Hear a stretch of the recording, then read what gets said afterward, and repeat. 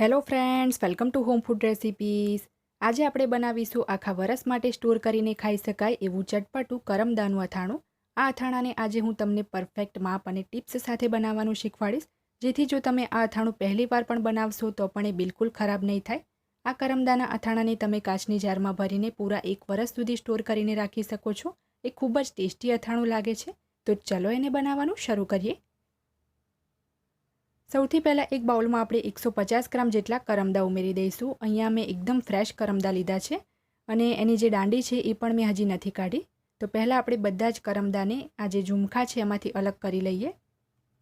આ કરમદાને જ્યારે તમે દાંડીમાંથી તોડશો તો એમાંથી દૂધ પણ નીકળશે.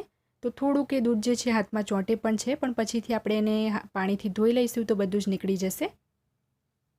તો અહીંયા તમે જોઈ શકો છો બધા જ કરમદાને મેં બંચમાંથી અલગ કરી લીધા છે. દૂધના લીધે તમે એને અડશો તો તમારા હાથમાં બધા જે કરમદા છે એ ચોંટી પણ જશે. તો હવે એની અંદર આપણે પાણી એડ કરી દઈશું. 2 થી 3 વખત એને પાણીથી આપણે ધોઈ લેવાના છે.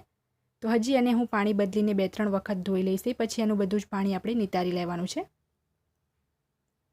2-3 વાર કરમદાને ધોઈ લીધા પછી હવે આપણે 8 થી 10 એમાં ખાટી કેરીના ટુકડા ઉમેરીશું. અહીંયા મેં જે દેશી કેરી આવે છે એના ટુકડા એડ કર્યા છે. દેશી કેરી એકદમ ખાટી હોય છે તો એ જ લેવી. હવે એની અંદર આપણે 1.5 ચમચી જેટલું મીઠું ઉમેરીશું. મેઝરિંગ સ્પૂનથી જ આપણે મીઠું અને હળદર એડ કરવાની છે. 1 ચમચી મેં હળદર ઉમેરી છે. બધી જ વસ્તુને આપણે બરાબર મિક્સ કરી લઈએ. જો તમારી પાસે કેરીનું હળદર મીઠાવાળું ખાટું પાણી હોય તો તમારે એ જ લેવાનું છે. મારી પાસે ખાટું પાણી નથી તો મેં દેશી કેરીના ટુકડા એડ કર્યા છે, જેથી આપણા કરમદા જલ્દીથી અંધાઈ જાય. તો એક પ્લાસ્ટિકની જારમાં આપણે બધું જ ભરી લેવાનું છે. અત્યારે આ કરમદા એકદમ ફ્રેશ અને કાચા છે, તો પાણીમાં આપણે એને 6-7 દિવસ માટે ડુબાડી રાખીશું તો અથાણું માટે આપણા કરમદા રેડી થઈ જશે. તો બધું જ મેં જારમાં ભરી લીધું છે. હવે એની અંદર આપણે 1 કપ એટલે કે 250 ml જેટલું પાણી એડ કરીશું અને ઢાંકીને આપણે 6 થી 7 દિવસ માટે એને રહેવા દેવાનું છે, જેથી આપણા કરમદા જલ્દી અંધાઈ જાય. તો દિવસમાં 2 થી 3 વખત જારને હલાવી લેવાની છે, જેથી હળદર અને મીઠું નીચે ના બેસી જાય. તો આ રીતે જારને 2-3 વખત દિવસમાં હલાવી લેવાની છે. પૂરા 1 અઠવાડિયા પછી એટલે કે 7 દિવસ પછી હું તમને ઢાંકણ ખોલીને બતાવું છું કે કરમદા આપણા કેટલા સરસ અંધાઈ ગયા છે. તો જ્યારે તમે એને ચાખીને જોશો તો હળદર અને મીઠુંનો સ્વાદ એકદમ સરસ એમાં આવી જશે. હવે એનું બધું જ પાણી આપણે નિતારી લેવાનું છે. તો એ માટે એક બાઉલ પર મેં મોટી ગરણી મૂકી છે, એમાં આપણે બધું જ એડ કરી દઈએ. હવે એની અંદર આપણે જે દેશી કેરીના ટુકડા એડ કર્યા હતા એ શોધીને બધા જ કાઢી લેવાના છે, કારણ કે એનાથી કરમદા જે છે એ જલ્દી રેડી થઈ જાય છે. કોઈ પણ ખાટી ચીજ ઉમેરીએ છીએ તો જલ્દી ગુંદા કે કરમદા કંઈ પણ જલ્દી અંધાઈ જાય છે. તો આ કેરીના ટુકડા આપણે ફેંકી દેવાના છે, કારણ કે એકદમ પોચા પડી ગયા છે. જો એને પણ આપણે રહેવા દઈશું તો અથાણું આપણું બગડી જશે. તો બધા જ ટુકડા અહીંયા મેં શોધીને હટાવી લીધા છે. હવે ફરીથી આપણે કરમદાને એક વખત સરસ ધોઈ લેવાના છે.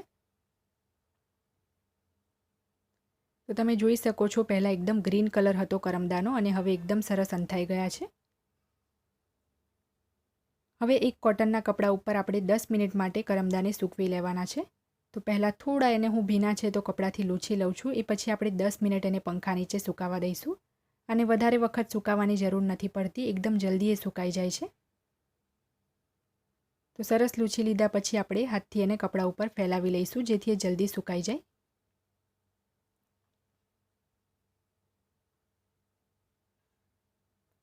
કરમદા સુકાય ત્યાં સુધીમાં અથાણા માટે આપણે તેલ ગરમ કરી લઈએ. તો એક નાના પેનમાં આપણે અડધો કપ એટલે કે 100 ml જેટલું અને ગ્રામમાં 70 ગ્રામ જેટલું સિંગ તેલ ઉમેરીશું અને મીડિયમ ફ્લેમ પર ધુમાડો નીકળે ત્યાં સુધી એને ગરમ કરીશું.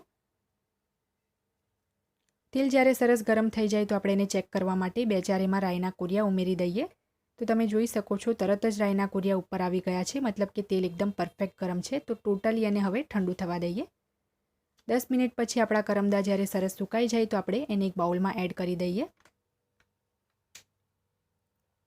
હવે એની અંદર આપણે 3/4 કપ એટલે કે પોણા કપ જેટલો અથાણાનો મસાલો ઉમેરીશું. ગ્રામમાં જોશો તો આ 70 ગ્રામ જેટલો અથાણાનો મસાલો છે, જે મેં ઘરે જ બનાવ્યો છે અને એની રેસીપીની લિંક હું વિડીયોની નીચે ડિસ્ક્રિપ્શન બોક્સમાં આપી દઈશ. જે તેલ ગરમ કર્યું હતું એ પણ ટોટલી ઠંડુ થઈ જાય એટલે એ પણ આપણે એડ કરી દઈશું. તો બસ 1 ટેબલ સ્પૂન તેલ મેં અહીંયા રહેવા દીધું છે. જો મિક્સ કર્યા પછી જરૂર લાગે તો જ એને ઉમેરીશું. તો પહેલાં આપણે બરાબર મિક્સ કરીને જોઈ લઈએ.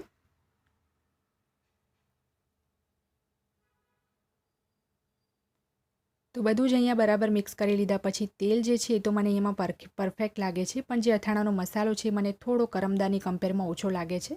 તો 2 ટેબલસ્પૂન જેટલો આની અંદર હું બીજો અથાણાનો મસાલો એડ કરું છું. ટોટલ જોવા જઈએ તો આપણે 1 કપ એટલે કે 100 ગ્રામની આસપાસ અથાણાનો મસાલો યુઝ કર્યો છે 150 ગ્રામ કરમદામાં.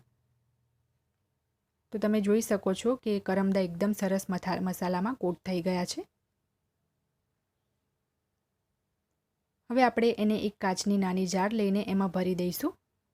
ખાસ કરીને દાળ ભાત સાથે આ અથાણું ખૂબ ટેસ્ટી લાગે છે. જો તમે ક્યારેય ના બનાવ્યું હોય, ના ખાધું હોય તો એકવાર ચોક્કસથી એને ટ્રાય કરીને જોજો, તમને ખૂબ પસંદ આવશે.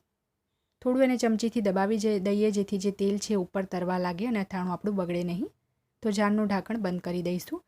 અહીંયા આ અથાણું મેં ઓછી ક્વોન્ટિટીમાં બનાવ્યું છે. જો તમે વધારે ક્વોન્ટિટીમાં બનાવતા હોય તો આ જ મેઝરમેન્ટને તમે ડબલ કે ટ્રિપલ કરીને બનાવી શકો છો. તો એક વખત આ ટેસ્ટી ચટપટા કરમદાના અથાણાની રેસીપીને ચોક્કસથી ટ્રાય કરજો. જો તમને મારી આજની આ રેસીપી પસંદ આવી હોય તો મારા વિડીયોને લાઇક કરી, શેર કરી, ચેનલને સબસ્ક્રાઇબ કરવાનું બિલકુલ ના ભૂલતા. સબસ્ક્રાઇબ બટનની બાજુમાં જે બેલ આઇકન છે એને પણ દબાવજો, જેથી તમને મારા દરેક નવા વિડીયોની નોટિફિકેશન મળતી રહે. અને જો તમારે મારી આ જ રેસીપી હિન્દીમાં જોવી હોય તો એની પણ મેં લિંક નીચે ડિસ્ક્રિપ્શન બોક્સમાં આપી દીધી છે. તો મળીએ નેક્સ્ટ વિડીયોમાં. ત્યાં સુધી આવજો.